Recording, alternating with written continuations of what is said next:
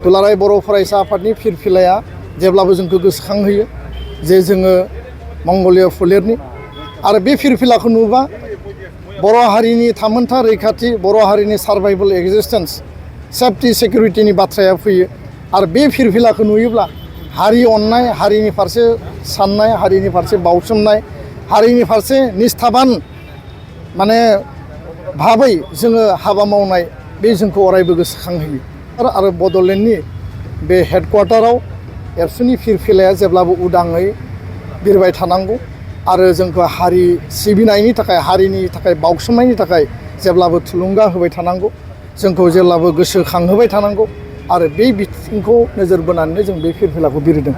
गोजोन्थों। दुलाराय बर' फरायसा आफादनि जोंनि जे थांखि दङमोन आरो बे थांखि आरो आदर्शखौ बिथा खालामनानै बड'लेण्डनि केपिटेल आरो क'क्राझारनि जि सेन्टार जायगा बड'फा चिल्ड्रेन पार्क बे बड'फा चिल्ड्रेन पार्कआव हाइ मास्ट पल दुलाराय बर' फरायसा आफादनि जौसिन जि फिरफिला गोमो गाबनि दाहाल थुंग्रि थानाय जोंनि माहारिनि जि मोनसे प्रतीक जोंनि आत्मगौरब आत्ममर्यादा आत्मसन्माननि जि मोनसे प्रतीक आरो जोंनि जि साहस आत्मबलिदाननि जि मोनसे प्रतीक आरो जुजिग्रा मंगलीय फोलेरनि जि मोनसे प्रतीक बे फिरफिलाखौ दिनै जोङो 30 सेप्तेम्बराव बे गोथार फिरफिलाखौ जोङो दिनै बिरहोदों आरो बेयो दुलाराय बर' फरायसा आफादनि जौसिन फिरफिला दासिमाव 75 फिटनि बे जौसिन फिरफिला बे फिरफिलाखौ गायसननायाव गोबां जोंनि वेल विजारफ्रा मदद होदों बेसरकारि सरकारि गोबां बिथिंजों जोंखौ मदद होदों आरो गासै मदद होगिरि बिथांमोननिसिम गोसो गोरबोनिफ्राय आंनि साबायखर आरो रोजा रोजा धन्यबादखौ आं बावदों। दुलाराय बर' फरायसा आफादा बड'फानि आदर्शजों जेब्लाबो खामानि मावगासिनो दङ मावलांगोन गेरेमसा माहारि दानांगौ खौसेथियै जोङो थांना थानांगौ आरो सान्थिनि गेजेरजों गणतान्त्रिक जोंनि अधिकार आरो संबिधानिक अधिकार राजखान्थियारि अधिकारखौ लानानै बुहुमनि बिखायाव जोङो उदाङै गेवलांसारै बर' हारिया थांना थानांगौ। दुलाराय बर' फरायसा आफादनि फिरफिलाया जेब्लाबो जोंखौ गोसोखांहोयो जे जोङो मंगलीय फोलेरनि आरो बे फिरफिलाखौ नुबा बर' हारिनि थामोनथा रैखाथि बर' हारिनि सार्भाइभल एक्जिस्टेंस सेफ्टि सिकिउरिटिनि बाथ्राया फैयो आरो बे फिरफिलाखौ नुयोब्ला हारि अननाय हारिनि फारसे साननाय हारिनि फारसे बावसोमनाय हारिनि फारसे निष्ठाबान माने भाबै जोङो हाबा मावनाय बे जोंखौ अरायबो गोसोखांहोयो। बे एबसुनि फिरफिला माहारिनि जातीय संगठननि फिरफिला माहारिनि फिरफिला आरो माहारिनि त्याग आरो आत्मबलिदाना बे फिरफिला हाबनानै दङ। 30 बोसोराव थांनाय 40 बोसोराव दुलाराय बर' फरायसा आफादनि सोमावसारनायाव 1135 जन मुंख्लं जाबाय BLTनि NDBनि सोमावसारनाय बे गासैबो आत्मबलिदाननि मोनसे प्रतीक।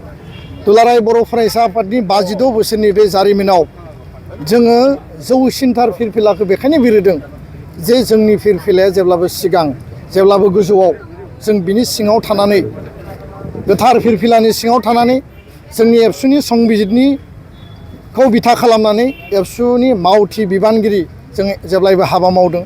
एबसुनिफ्राय 52 बोसोराव जायफोर आनसलिक unit district central state committee बिभिन्न लेभेलाव खामानि मावलांना हाबा मावगासिनो दङ बिथांमोननियावबो बे एबसुनि फिरफिलाखौ नुयोब्ला जेब्लाबो हारिनि फारसे जि गाव मावबोनाय आरो गावनि समाव जिफोर बिथिंफोरखौ जुजिनानै मावनाय बे थासारिफोरा बिथांमोननि गोसोआव फैयो आरो हारिनि फारसे बयनियावबो गाबखांनाया फैयो। दा बेखायनो हाइ मास्ट पल बे फिरफिलाखौ बिरहोनायनि जाहोनानो जाहैबाय जे क'क्राझार आरो बड'लेण्डनि बे हेडक्वार्टाराव एबसुनि फिरफिलाया जेब्लाबो उदाङै बिरबाय थानांगौ आरो जोंखौ हारि सिबिनायनि थाखाय हारिनि थाखाय बावसोमनायनि थाखाय जेब्लाबो थुलुंगा होबाय थानांगौ जोंखौ जेब्लाबो गोसोखांहोबाय थानांगौ आरो बे बिथिंखौ नोजोर बोनानै जों बे फिरफिलाखौ बिरहोदों। गोजोन्थों। खुलुमबाय। दावहारु अट' एजेन्सियाव नोंथांमोनखौ बरायबाय। बाजाजनि बाइक लानो गोसो गुदुं सुबुंफोरनि थाखाय गोजोनथाव खौरां।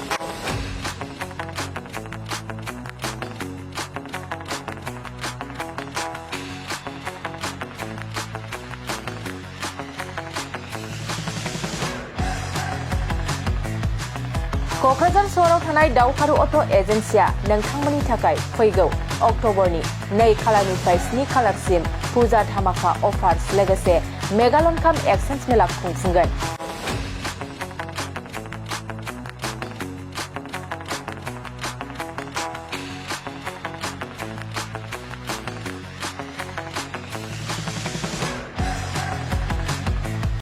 बे दावहारु अट' एजेन्सि श'रुमा बायगिरि बिथांमोननो लवेस्ट डाउन पेमेन्ट होनाय जागोन।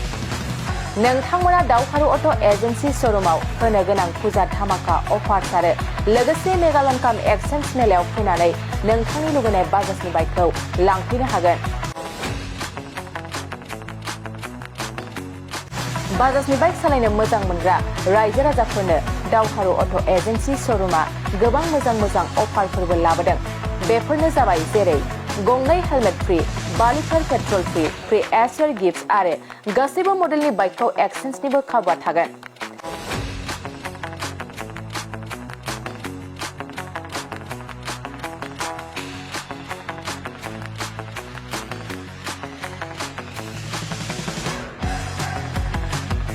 $500 रां होग्रोनानै गोसोबादि बाइकखौ आवग्रिना दोननो हानायनि खाबु दं। गोनांथार मिथिहोबावनाय बायगिरि बिथांमोना स्मार्ट वाच, इयारफन, बेग आरो ब्लेंकेट बेफोर मोनब्रै प्राइसफोरखौ जायखिजाया मोनसे बासिना लानो हानायनिबो अफार्स थागोन। लोगोसे दावहारु अट' एजेन्सि श'रुमा मोजां खाबुबो होबावदों। बाइक बायगिरिफोरनो फ्रि लटारि कुपन हरनाय जागोन आरो लटारि कुपनाव जाखाङोब्ला first prize smart TV, second prize washing machine आरो थार्ड प्राइज रिफ्रिजारेटर बेफोर मोनथाम प्राइजफोरखौ जोबथा साननि थाखाय लन मेलायाव हरनाय जागोन। अब्ला मानोथो गोबाव खालामनो, नोंथाङाबो दावहारु अट' एजेन्सि श'रुमाव होनो गोनां बैफोर खाबुखौ लादो। आबुङै मिथिबावनो थाखाय 8822018193 600003 99187 जानबुं नाम्बाराव खौरां लाहरनो हागोन।